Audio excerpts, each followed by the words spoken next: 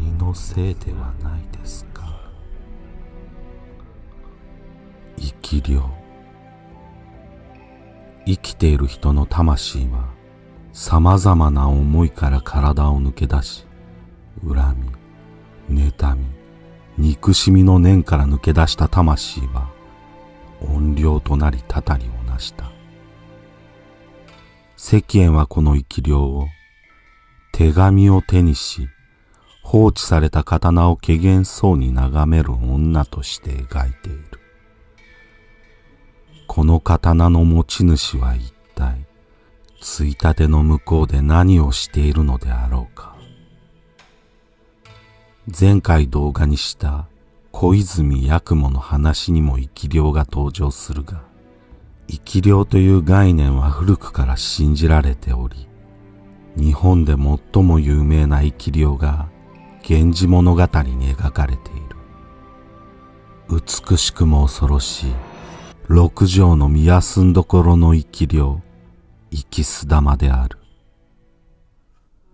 見休んどころは光源氏の多くの愛人の中の一人であった。光源氏はある時、夕顔という女に出会い恋に落ちた。そうして人気のない廃院に夕顔を連れ込み戯れていたが、その夜半も過ぎた頃、光源氏がうとうととまどろむと、美しい女が枕元に現れ、恨めしそうに、私のところには訪ねても来ないで、こんなつまらない女を可愛がるなんて、本当に辛い思いです。と言って、夕顔を引き起こそうとする。光源氏は、もののけに襲われた気がしてはっと目を覚ました。灯火の消えた暗闇の中では、夕顔が息も絶え絶えに苦しんでいたが、やがて息を引き取った。そして使いの者を呼び、火を灯した瞬間、夢に見た女が現れて、ふっと消え失せたという。この美しい女が見休んどころだとは源氏物語にはっきりと書かれてはいないが、さらに光源氏の正妻葵の上のところにも生き量、生きす玉を飛ばしている。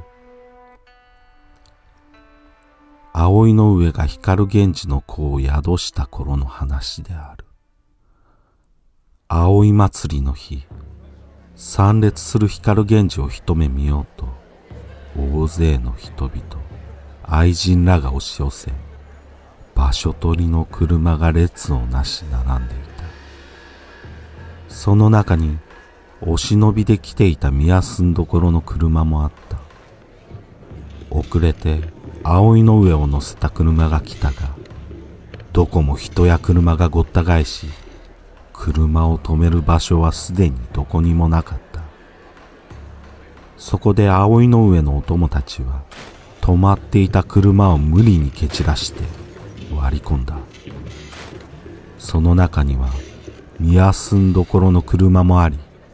双方のお供たちによって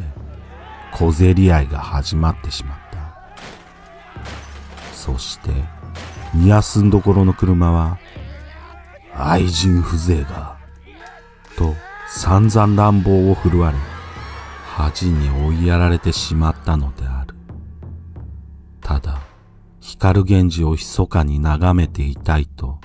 お忍びで来ていた見休んどころであったが、祭りに集まった大勢の人々の前で、恥ずかしめを受けたのである。その日以来、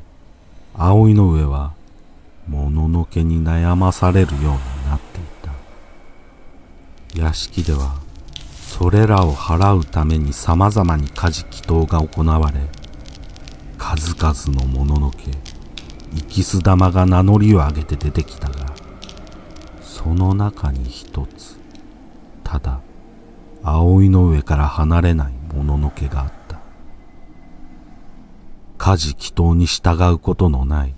そのもののけの執念深さは並大抵のものではなかった。一方その頃、宮住所は世の中の人々皆に心配される葵の上を妬ましく思っていたが、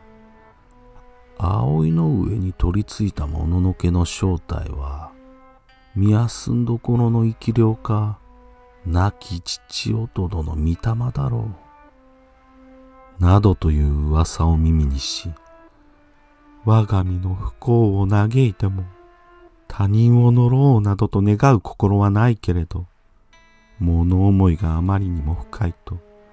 自分の魂が体を抜け出て、葵の上に取り付いてしまうこともあるのかもしれない。と考えるようになっていた。そして、寝入りにまどろめば、魂が体から抜け出し、あの葵の上のところに飛んで行き、荒々しく突き回して、乱暴にかきむしる我が姿を、幾度も夢に見るのである。葵の上はというと、まだ出産の時期ではなかったが、急に苦しみ出したので、心配した周りの人々が、祈祷師や修験者を呼んで、家事祈祷など、様々に尽くされていた。葵の上は、祈祷をやめて、光源氏様に申し上げたいことがあるのです。と言った。早速光源氏が呼び出され、葵の上のもとにやってくると、葵の上は光源氏をじっと見つめ、さめざめと泣いた。